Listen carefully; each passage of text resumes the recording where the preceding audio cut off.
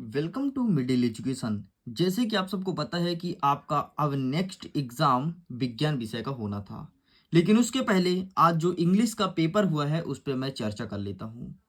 देखिए, अलग अलग स्कूल के बच्चों को मैंने क्वेश्चन पेपर देखा है। अकॉर्डिंग टू सिलेबस ये कहता है कि 70 से 80% आपका क्वेश्चन ब्रिज कोर्स से आना चाहिए। एंड जो मैंने मॉडल प्रश्न पत्र उपलब्ध कराया था उसमें ब्रिज कोर्स के 70% क्वेश्चन को रखा था। लेकिन बहुत से स्कूल में ऐसा हुआ है कि ब्रिज कोर्स से क्वेश्चन पेपर बनाए ही नहीं है, बल्कि वो पूरा का पूरा एक किताब उठाए और वहां से क्वेश्चंस को बना दिए हैं। एंड जिस स्कूल में ब्रिज कोर्स से क्वेश्चंस बनाया गया है वहां पर बहुत सारे क्वेश्चन देखने को मिले हैं। ऐसा मैं नहीं कहता हूं, अच्छे ऐसा बच्चे कहते हैं। उनका स्वयं कमेंट्स आता है कि सर हमारा एग्जाम बहुत अच्छा गया है क्योंकि मैंने क्वेश्चन को ब्रिज कोर्स से उठाया था। एंड विज्ञान में ना तो आपका ब्रिज कोर्स है, केवल और केवल आपका किताब है। एंड फाइनली अब ये दुविधा नहीं होगी। बहुत सारे बच्चे मुझे मैसेज करते हैं, कहते हैं सर हमारे में तो ब्रिज कोर्स का कोई क्वेश्चन ही नहीं है। तो एक बात बताइए, जब प्री कोर का कोई क्वेश्चन ही नहीं है तो किताब फिर क्यों मिला है? खुद विचार करो ना, किताब क्यों मिला है? ब्रिज कोर्स जब देते हैं तो इसका एक ही उद्देश्य रहता है कि त्रैमासिक परीक्षा में ब्रिज कोर्स से क्वेश्चन आएगा। लेकिन ठीक है, आपके यहाँ नहीं बनाया गया तो मैं क्या कर सकता हूँ। लेकिन फिर भी अब विज्ञान के लिए हम बहुत कुछ कर सकते हैं। विज्ञान में हम फोड़ के आएंगे, क्यों? क्योंकि विज्ञान में ना तो ब्रिज कोर्स है, ना तो फालतू की कोई किताब है। केवल एक किताब है और उसी से पूरा का पूरा क्वेश्चन देखने को मिलेगा। एंड फाइनली हम भी सिलेबस के अकॉर्डिंग सभी चैप्टर के क्वेश्चंस को लेकर के आ चुके हैं, बढ़िया मस्त इत्मीनान से। इसी वीडियो में प्रश्न 1 से लेकर के 22-23 जितने भी क्वेश्चन हैं संपूर्ण उत्तर को कवर करने वाला हूं एक ही वीडियो में। कोई पार्ट टू नहीं आएगा, कुछ नहीं होगा, बस आपको अंतिम तक देखना है और बढ़िया ध्यान से। उसके पहले जरा एक चीज सुन लो, अगर तुमने अभी तक पीडीएफ को डाउनलोड नहीं किया है तो लिंक डिस्क्रिप्शन बॉक्स में दिया गया है, जाइए और अपने इसी पीडीएफ को डाउनलोड कीजिए। ठीक है, चलिए अब हम स्टार्ट करते हैं। हमारा पहला प्रश्न कहता है कि सही विकल्प चुनकर एक लिखो। पहला नंबर कहता है किसी आहार श्रृंखला में तृतीय पोषण स्तर पर सदैव होता है। देखो यार, जब भी आहार श्रृंखला बनता है तो पहले स्तर पर उत्पादक होता है। क्या होता है? उत्पादक होता है। दूसरे में होता है हमेशा शाकाहारी, जो शुद्ध शाकाहारी होता है, ठीक है। तीसरे में होता है आपका मांसाहारी, और चौथे में होता है सर्वाहारी, ठीक। और पांचवें में होता है अपघटक। ये आपका क्रम है। तो क्या पूछा तीसरे नंबर में ना, तो पहला उत्पादक, दूसरा शाकाहारी, तीसरा मांसाहारी, ये सही उत्तर। ये क्रम याद रखना। नेक्स्ट कहता है कि परितंत्र में 10% ऊर्जा उपलब्ध होती है एक पोषण स्तर से दूसरे पोषण स्तर में स्थानांतरण हेतु निम्न रूप के, ठीक, निम्न के रूप हैं। किसके रूप हैं? तो यहाँ पर कई सारे ऑप्शन है, जैसे ऊष्मीय ऊर्जा, प्रकाशीय ऊर्जा, रासायनिक ऊर्जा या यंत्र की ऊर्जा। तो इसका सही आंसर आपको लगाना है रासायनिक ऊर्जा, इस करेक्ट आंसर। आगे बढ़ते हैं, तीसरा नंबर। निम्नलिखित में से कौन आहार श्रृंखला का निर्माण करती हैं? मतलब ऐसा कौन सा ग्रुप है, वर्ग है जो कि भोजन का निर्माण करते हैं, भोजन बनाते हैं। देखो यहाँ पर घास, गेहूं, आम।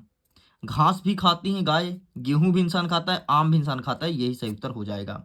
भाई इंसान बकरी नहीं खाता, मनुष्य को नहीं खाता। इंसान गाय नहीं खाता, हाथी नहीं खाता। इंसान मछली और बकरी नहीं खाता। हाँ, कुछ लोग खाते होंगे, भाई खाने वाले कुछ भी खा सकते हैं, लेकिन इंसान के लिए जो बनाया गया है वो शुद्ध शाकाहारी होना चाहिए इंसान को। आपको पता है, जो जीव जंतु मांस खाते हैं उनके दांत हमेशा नुकीले होते हैं और इंसान के दांत कभी नुकीले नहीं है। कभी कुत्ता देखो, कुत्ता का तो मुंह खुलवाना और उसका दांत देखना, दो दांत बहुत नुकीले होंगे क्योंकि वो मांस खाता है। कभी रैबिट देखो, खरगोश, जब कभी खरगोश मिले तो उसका मुंह खोलना और देखना, पूरे दांत बराबर रहते हैं, है ना। तो ये कॉन्सेप्ट ही चलता है।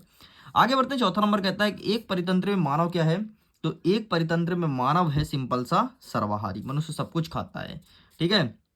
सामान्य दृष्टि से वयस्क के लिए सुस्पष्ट दर्शन का अल्पतम दूरी क्या होनी चाहिए? मतलब जब भी आप पढ़ाई करो तो कितने सेंटीमीटर का डिफरेंस होना चाहिए? तो 25 सेंटीमीटर। हमेशा अपनी किताब को 25 सेंटीमीटर की दूरी पर रखो और तभी पढ़ाई किया करो। आगे छठवां नंबर, दूर दृष्टि दोष दूर करने के लिए उपयुक्त लेंस कौन सा है? दूर दृष्टि दोष बोला है ना, तो दूर के लिए हो जाएगा आपका उत्तल लेंस और निकट के लिए अवतल लेंस, ध्यान रखना। नेक्स्ट, खाली स्थान भरो। प्रिज्म द्वारा डैश डैश रंग की प्रकाश किरण का विचलन सर्वाधिक होता है। तो प्रिज्म में बैगनी रंग का सबसे अधिक होता है। बैगनी। ठीक, नेक्स्ट, आकाश का रंग नीला क्यों दिखता है? तो प्रकाश का प्रकीर्णन के कारण। नेक्स्ट, श्वेत प्रकाश का रंगों में विभक्त होना क्या कहलाता है? तो वर्ण विक्षेपण कहलाता है। नेक्स्ट, डैश डैश लेंस एवं डैश डैश दर्पण में प्रतिबिंब सदैव छोटा और आभास सीधा बनता है। तो यहाँ पर हो जाएगा अवतल दर्पण और यहाँ पर हो जाएगा उत्तल, सॉरी अवतल लेंस और उत्तल दर्पण में प्रतिबिंब सदैव छोटा और सीधा बनता है। नेक्स्ट, वस्तुओं को हम डैश डैश की उपस्थिति में देख पाते हैं। तो प्रकाश की उपस्थिति में, वस्तुओं को हम प्रकाश की उपस्थिति में देख पाते हैं। ऊर्जा के स्रोत, भोजन को बाहर से शरीर के अंदर ग्रहण करना क्या कहलाता है? तो इसे कहते हैं पोषण। तो यहाँ पर हो जाएगा पोषण। ठीक, चलिए इस प्रकार से कंप्लीट होता है। अब देखते हैं प्रश्न क्रमांक 3, सही जोड़ी बनाइए। इसमें पहला नंबर कहता है कि प्रबल अम्ल। ठीक है, तो आइए इसको फटाफट मैच करते हैं। प्रबल अम्ल आपका HCl हो जाएगा, हाइड्रोक्लोरिक अम्ल, जो कि मनुष्य के पेट के अंदर होता है और भोजन पाचन में सहायक है। धातु, तो धातु का आप सिंपल सा सुचालक लगा देना। जाइलम, तो जाइलम का सिंपल सा लगा देना। जाइलम का यहाँ पे नहीं ऑप्शन, ये है, जल का परिवहन करता है पेड़ पौधे में। ठीक है, जाइलम, ये हो गया तीसरे का। नेक्स्ट क्या कहता है? मास्टर ग्रंथि, तो इसका सही आंसर आप लगा दोगे पीयूष ग्रंथि। नेक्स्ट क्या कहता है? मेंडल, तो मेंडल क्या है? अनुवांशिकता का नियम है। ठीक है, दिया लगा देना पांचवे का। और क्या? सरल रेखीय पथ, ये प्रकाश का किरण। ठीक, प्रकाश किरण इस प्रकार से कंप्लीट होता है।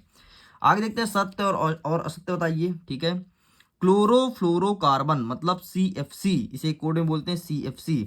ठीक है, ओजोन परत का क्षरण करते हैं, बिल्कुल सही बात है भाई। फ्रिज से CFC निकलता है आपके, और जो AC होता है ना घर में लगाए होते हैं, उससे CFC निकलता है। और खराब फ्रिज और खराब AC कहीं बनते नहीं है, रिपेयर नहीं होता, तो इसको खुले में फेंक देते हैं और यही जाकर के ओजोन परत मतलब O3 का क्षरण करता है। O3 क्या है? ओजोन परत का ही एक सूत्र है। नेक्स्ट कहता है पृथ्वी की सतह से ऊपर वायु से घिरा क्षेत्र क्या पर्यावरण कहलाता है? बिल्कुल सही। नहीं नहीं नहीं, क्या बोला? पृथ्वी की सतह से ऊपर वायु का घिरा क्षेत्र। नहीं रे, वायु का घिरा क्षेत्र पर्यावरण नहीं कहलाता, गलत होगा। पर्यावरण ये कहलाता है कि हमारे आसपास क्या है। जैसे हमारे यहाँ पास पेंसिल है, मॉडल पेपर है, आंसर कॉपी रखा है, फोन है, कैमरा है, लैपटॉप है। ठीक है, यहाँ पर चार्जर है, केबल है जो कि कनेक्ट करता है कैमरे को और लैपटॉप से। ठीक, ये सब व्यवस्था है यहाँ पे, तो ये सब क्या है? आपका पर्यावरण है। नेक्स्ट, उत्तल लेंस का जो प्रतिबिंब होता है सदैव क्या बोला है? सदैव वास्तविक प्रतिबिंब बनता है। हाँ बिल्कुल सही, वास्तविक बनता है। ठीक है, वास्तविक मतलब ये होता है सेम टू सेम। तो नहीं, वास्तविक नहीं बनता बेटा, छोटा बनता है हमेशा। अरे गाड़ी में देखिए यार, गाड़ी के साइड मिरर में उत्तल लेंस ही होता है, इसमें प्रतिबिंब छोटा बनता है। तुम्हारा मुंह अगर इतना बड़ा है तो इतना छोटा ही दिखेगा। ठीक, नेक्स्ट, अपवर्तनांक का कोई मात्रक नहीं होता है, तो बिल्कुल सही है। ठीक है, सल्फ्यूरिक अम्ल तनुकरण उष्मा शोषी अभिक्रिया कहलाता है, तो सल्फ्यूरिकरण उष्मा शोषी अभिक्रिया बिल्कुल सही है। ठीक है, सॉरी बिल्कुल गलत है, उष्मा क्षेपी कहलाता है। ठीक, नेक्स्ट कहता है कि CH3OH एक क्षार है जिसमें OH उपलब्ध होता है, बिल्कुल सही है। लो, इस प्रकार से कंप्लीट होता है। आगे देखते हैं, एक वाक्य में उत्तर दीजिए।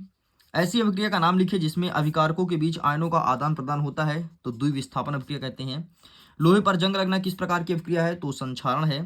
श्वेत प्रकाश की वर्ण विक्षेपण किस रंग का प्रकाश का विचलन न्यूनतम होता है? लाल रंग का सबसे कम होता है, लाल रंग का। ठीक है, शुद्ध जल का pH मान तो 7 होता है। उस पदार्थ का नाम बताइए जो क्लोरीन से अभिक्रिया करके विरंजक चूर्ण बनाता है, तो वो है बुझा हुआ चूना। बुझा हुआ चूना, CaCO3 सूत्र होता है। ठीक है, सूत्र भी याद रखा करो, बुझा हुआ चूना। देख पा रहे हो क्या? वायु की अनुपस्थिति में होने वाला श्वसन को क्या कहते हैं? तो इसे कहते हैं अवायवीय श्वसन, मतलब जहां पर वायु नहीं है, अवायवीय श्वसन। ठीक, इस प्रकार से OT पूरा कंप्लीट हो गया। आगे बढ़ते हैं, अब हम कवर करते हैं अपने 2 नंबर के क्वेश्चंस को। ठीक है, तो फटाफट चलिए, अब हम आंसर देखेंगे, तो तैयार हो जाओ और फटाफट आप सब इसका फोटो लेते जाना। चलिए, हमारा 6वां नंबर कहता है कि रासायनिक समीकरण से आप क्या समझते हैं? एग्जाम्पल से समझाना है, तो आइए हम दिखाते हैं। ये रहा आपके सामने रासायनिक समीकरण, जस्ट वेट, ये रहा। रासायनिक समीकरण से आप क्या समझते हैं? तो इसका आंसर ये रहा। ठीक, ये यहाँ से लेकर के यहाँ तक लिखना है एंड एक एग्जाम्पल देना है, NaOH Cl HCl, और ये वाला पूरा लिख देना। ठीक, साइड करते हैं। संयोजन और वियोजन अभिक्रिया से क्या समझते हैं? तो संयोजन और वियोजन देख लो। तो यहाँ पर देखो, ये रहा संयोजन अभिक्रिया 15 नंबर पे। ठीक है, इसका फोटो खींच लो और मैं वियोजन दिखा देता हूँ। ये रहा आपके सामने वियोजन अभिक्रिया, तो इसका फोटो क्लिक कर लो। ठीक है, नेक्स्ट कहता है कि विस्थापन अभिक्रिया किसे कहते हैं? उदाहरण देकर के समझाइए। तो आइए विस्थापन दिखाते हैं कि विस्थापन क्या होता है। ठीक है, विस्थापन मतलब होता है डिस्प्लेसमेंट। ठीक है, तो ये रहा विस्थापन अभिक्रिया। जब कोई अभिक्रिया एक तत्व से दूसरे तत्व में उसके यौगिक को विस्थापित कर देती है उसे कहते हैं विस्थापन। एक एग्जाम्पल जरूर देना, ठीक है। साइड करते हैं। नेक्स्ट कहता है रिडॉक्स अभिक्रिया से आप क्या समझते हैं, तो ये रहा रिडॉक्स अभिक्रिया, ठीक है। रिडॉक्स अभिक्रिया में अपचयन और उपचयन साथ में होता है, ठीक है, साथ ही विस्थापित भी होता है। रिडॉक्स अभिक्रिया मतलब जिसमें अपचयन और उपचयन साथ में हो उसे कहते हैं रिडॉक्स अभिक्रिया, ठीक। उदाहरण बोला है ना, उदाहरण देना पड़ेगा भाई, ये रहा उदाहरण, ठीक, ये उदाहरण तुम दे देना। चलिए साइड करते हैं। 8वां नंबर कहता है कि वायु में जलने से पूर्व मैग्नीशियम रिवर को साफ क्यों किया जाता है। वायु में जब जलाते हैं तो मैग्नीशियम रिवर को साफ क्यों करते हैं, ठीक। तो ये रहा कि साफ क्यों करते हैं। आप अगर मैग्नीशियम रिवर को साफ कर देंगे ना तो ज्वाला अच्छे देता है, इसलिए साफ किया जाता है, ठीक है। वस्तु को संक्षरण से बचाने के लिए क्या उपाय किया जाता है, तो सिंपल सा पेंट या वार्निश कर दो। अगर तुम पेंट पोत दोगे तो तुम्हारा संक्षरण से बच जाएगा, तो पेंट, है ना। लोहे पर पेंट ना पोत दोगे तो संक्षारण, संक्षारण मतलब जंग लगने से यार बच जाएगा। नेक्स्ट 9वां नंबर कहता है कि ऊष्माक्षेपी और ऊष्माशोषी अभिक्रिया का उदाहरण से समझाना है। क्या क्या होता है ऊष्माशोषी, क्या होता है ऊष्माक्षेपी, तो ये रहा बेटा, ठीक है। डिफरेंस में है, ऊष्माक्षेपी किसे कहते हैं, इसका ये परिभाषा लिखा गया है, इसका ये रहा, और एग्जाम्पल ये रहा, ये रहा, ठीक। बस इतना लिख देना। परिभाषा छोटा सा है, इसका परिभाषा छोटा सा है, और ये इसका उदाहरण, ये इसका उदाहरण, खत्म। चलिए साइड करते हैं। नेक्स्ट देखते हैं। अथवा क्या कहता है कि आलू के चिप्स की थैली में नाइट्रोजन गैस भरी होती है, क्यों, ऐसा क्या रीजन है कि उसमें नाइट्रोजन गैस भरते हैं। देखो नाइट्रोजन गैस के जो होता है ना वो खराब होने से बचाता है, विकृत गंधिता होने से, इसलिए नाइट्रोजन गैस भरते हैं। बाकी फिर भी मैं आंसर दिखा देता हूँ, ठीक। ये रहा इसका आंसर, इसका स्क्रीनशॉट ले लो। चलिए साइड करते हैं। नेक्स्ट 10वां नंबर कहता है कि अम्ल और क्षार किसे कहते हैं, समझाइए। क्या होता है अम्ल, क्या होता है क्षार, ये बताना है। तो आइए दिखा देते हैं फटाफट, अम्ल और क्षार किसे कहते हैं। ये रहा अम्ल और क्षार, ठीक, ये लिखा है अंतर, फोटो क्लिक कर लो। नेक्स्ट कहते हैं कि पीएच स्केल किसे कहते हैं, तो आइए ये भी देख लेते हैं पीएच स्केल किसे कहते हैं। तो ये रहा आपके सामने 12 नंबर, पीएच स्केल किसे कहते हैं, ठीक। तो आप इसका फोटो क्लिक कर लीजिए। नेक्स्ट कहता है कि पीतल एवं तांबे की बर्तनों में दही एवं खट्टे पदार्थ क्यों नहीं रखनी चाहिए, ऐसा क्या रीजन है कि इन बर्तनों पर दही और खट्टे पदार्थ नहीं रखना चाहिए, ठीक। तो ये रहा 8वां नंबर, ठीक, इसका स्क्रीनशॉट ले लो। चलिए साइड करते हैं। नेक्स्ट अथवा में धोने का सोडा और बेकिंग सोडा का उपयोग बताइए। धोने का सोडा और बेकिंग सोडा का यूज, ठीक। तो ये रहा भाई साहब आपके सामने धोने का सोडा, और ये रहा बेकिंग सोडा, ठीक, पहले नंबर पे और तीसरे नंबर पे, तो ये आपको लिखना है।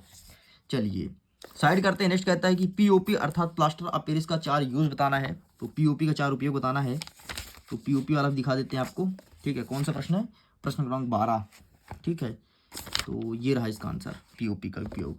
हड्डी अगर टूट जाए तो जोड़ने काम आता है, ठीक है। तुम्हारे अगर दांत टूट जाए दांत तो बनाने काम आता है, और खिलौने वगैरह इससे बनते हैं, और घरों में डिजाइन वगैरह की जाती है पीओपी से, ठीक, ये देख लो। नेक्स्ट क्या कहता है कि अम्ल और क्षार में अंतर बताइए। तो अंतर अभी मैंने दिखाया था ना, ये यही अंतर, यही डेफिनेशन, यही परिभाषा सब अच्छे से पढ़ लेना। चलिए आगे देख बढ़ते हैं। 13वां नंबर कह रहा है कि भोजन के पाचन में लार की क्या भूमिका है। भोजन के पाचन में लार की भूमिका, तो आइए इसे क्लिक करते हैं, इसे देखते हैं, भोजन के पाचन में लार की भूमिका। तो ये रहा है आपके सामने, ठीक है। लार की क्या भूमिका है, इसका फोटो क्लिक कर लो, यही लिख करके आना है। चलिए साइड करते हैं। नेक्स्ट क्या कहता है कि हमारे शरीर में हीमोग्लोबिन की कमी के कारण क्या परिणाम हो सकता है। अगर मेरे शरीर में हीमोग्लोबिन कम हो जाता है तो क्या क्या लक्षण देखने को मिलेगा, ये चीज बोला गया है, एंड ये रहा इसका आंसर, ठीक। तो इस क्वेश्चन को अच्छे से प्रिपेयर कर लेना, आपके एग्जाम में देखने को मिल सकता है।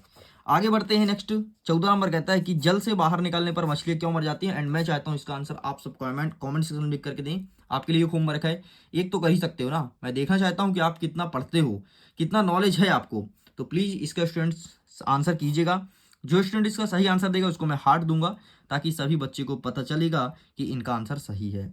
अथवा कहता है कि प्रकाश संश्लेषण क्रियाविधि को सचित्र वर्णन करना है, चित्र द्वारा समझाना है बढ़िया बकायदे। तो ये रहा भाई प्रकाश संश्लेषण, ठीक है। सचित्र बोला है क्या, नहीं, समीकरण बस बोला है, ठीक है, चित्र नहीं बनाना है। तो समीकरण इस प्रकार से लिखना है, समीकरण ध्यान रखो, तुमसे डेफिनेशन बन जाएगा। साइड करते हैं। नेक्स्ट 15 नंबर कहता है कि मानव की आहार नाल का चित्र बना करके नामांकित कीजिए। मनुष्य का आहार नाल, ठीक। तो ये रहा मनुष्य का आहार नाल, ठीक है। ये तुम्हें चित्र बनाना था, इसका फोटो क्लिक कर लो। नेक्स्ट क्या कहता है उत्सर्जन तंत्र का चित्र बनाओ, ठीक है। आओ उत्सर्जन तंत्र दिखा देते हैं। तो ये रहा उत्सर्जन तंत्र, तो इसका फोटो क्लिक कर लो, ठीक है। नेक्स्ट क्या कहता है कि मानव हृदय का स्वच्छ नामांकित चित्र, तो ये रहा मानव हृदय का, ठीक। तो आप इसका फोटो क्लिक कर लीजिए। चलिए आगे बढ़ते हैं। अथवा कहता है कि धमनी और शिरा में अंतर बताइए। तो ये रहा धमनी और शिरा में अंतर, तो आप इसका फोटो क्लिक कर लीजिए, ठीक है, बहुत अच्छे से। चलिए साइड करते हैं। नेक्स्ट क्या कहता है, आक्सी और अनाक्सी श्वसन में अंतर बताइए। आक्सी और अनाक्सी श्वसन में अंतर, तो ये रहा आपके पास आक्सी और अनाक्सी श्वसन, तो आप इसका फोटो क्लिक कर लीजिए और इसी अच्छे से लिख लीजिएगा। आगे बढ़ते हैं। अथर्वम कहता है कि जाइलम और फ्लोएम में 4 अंतर बताइए। तो जाइलम और फ्लोएम में 4 अंतर, ये रहा आपके सामने जाइलम और फ्लोएम में 4 अंतर, इसका ही फोटो क्लिक कर लीजिए, ठीक है। आगे बढ़ते हैं। रक्त और लसिका में अंतर पूछा है, ठीक है। देखो अभी मैं पढ़ा नहीं रहा हूँ, जल्दी जल्दी कवर कर रहा हूँ ताकि जल्दी से कवर हो जाए और तुम प्रिपेयर कर सको, क्योंकि अभी सेकंड पार्ट भी तो लेकर के आना है। ये रहा रक्त और लसिका, ठीक। आगे देखते हैं। अथर्वम कहता है कि गोली दर्पण किसे कहते हैं, कितने प्रकार की होती है, ठीक है। गोली दर्पण किसे कहते हैं, ये कितने प्रकार की होती है। 1 सेकंड जस्ट वेट, गोली दर्पण दिखा देता हूँ, ये रहा, ठीक है। तो ऐसा जिस दर्पण का परिवर्तन तल गोलीय होता है उसे गोली दर्पण कहते हैं। 2 प्रकार की होती है, एक अवतल, दूसरा उत्तल, ठीक है। ये कंप्लीट होता है। नेक्स्ट कहता है लेंस की क्षमता से आप क्या समझते हैं, इसके मात्रक बताइए। तो लेंस की क्षमता से हम क्या समझते हैं, ठीक है। ये रहा लेंस की क्षमता, ठीक है। ये पूरा पूरा आपको लिखना है। चलिए साइड करते हैं। नेक्स्ट देखते हैं कि अथर्वम कहता है कि आवर्धक किसे कहते हैं। आवर्धक किसे कहते हैं, प्रश्न पूछा गया है, ठीक है। तो आइए इसे भी कवर करते हैं। आवर्धक, तो ये रहा, इसी के नीचे दिया है आवर्धक किसे कहते हैं, ठीक है। इसका फोटो क्लिक कर लो। चलो साइड करते हैं। नेक्स्ट 2 मीटर फोकस दूरी वाले अवतल लेंस की क्षमता ज्ञात कीजिए। तो ये रहा इसके सामने ये वाला आंसर, इसका भी स्क्रीनशॉट ले लीजिए। आगे बढ़ते हैं। अथर्वम कहता है कि हम उत्तल दर्पण में किसका, हम गाड़ी के वाहनों के साइड मिरर में उत्तल दर्पण यूज क्यों करते हैं। तो ये रहा इसका आंसर, 9वां नंबर, आप इसका फोटो क्लिक कर लो, ठीक है। नेक्स्ट क्या कहता है कि गोली दर्पण की वक्रता, केंद्र और फोकस दूरी को परिभाषित कीजिए। हमें ये बताना है वक्रता, केंद्र और फोकस दूरी। तो ये रहा आपके सामने फोकस दूरी और ये रहा वक्रता केंद्र, ठीक है। इसका फोटो क्लिक कर लो। चलिए आगे बढ़ते हैं। अथर्वम कहता है कि जब कोई प्रकाश किरण सघन से विरल में जाती है तो क्या होता है। तो ये रहा इसका आंसर, ठीक है। इसका फोटो क्लिक कर लीजिए। चलिए आगे बढ़ते हैं। अंतिम बस प्रश्न बचा है, अवतल, उत्तल और समतल दर्पण का उपयोग बताइए।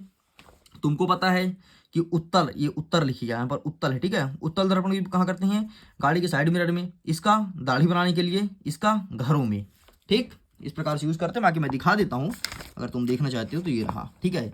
ये रहा आपके सामने अवतल दर्पण का, ये रहा आपके सामने उत्तल दर्पण का, ठीक है। एंड ये क्या समतल दर्पण बोला है ना, समतल दर्पण का कहाँ है भाई, जो अरे जो घर में लगाते हो समतल दर्पण है, ठीक है।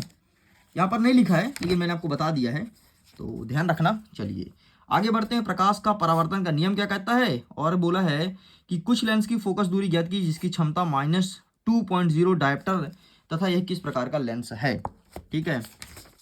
तो ये देखिए, ये रहा आपका, ठीक। तो इसका स्क्रीनशॉट ले लो। नेक्स्ट क्या कहता है, आपको डायप्टर बोला गया ना, तो डायप्टर वाला ये नहीं है, ये है, ये डायप्टर वाला, ये ले लो, ठीक है। चलिए खत्म। नेक्स्ट कहता है 23वां नंबर की विकृत गंधिता क्या है और क्लोर क्षार को परिभाषित कीजिए। तो ये रहा आपके सामने विकृत गंधिता किसे कहते हैं, ठीक। आप इसका स्क्रीनशॉट ले लो। और क्या पूछा है, क्लोर क्षार ना, तो वो भी दिखा देता हूँ जल्दी से और वीडियो करते हैं खत्म। ये रहा क्लोर क्षार। इस प्रकार से पूरा कंप्लीट कर दिया हूँ 1 से लेकर के 23 तक। वीडियो कैसा लगा, वीडियो पसंद आए तो वीडियो को लाइक कीजिए, दोस्तों के साथ शेयर कीजिए। फुल सोल्यूशन कंप्लीट कर दिया हूँ एक ही वीडियो में।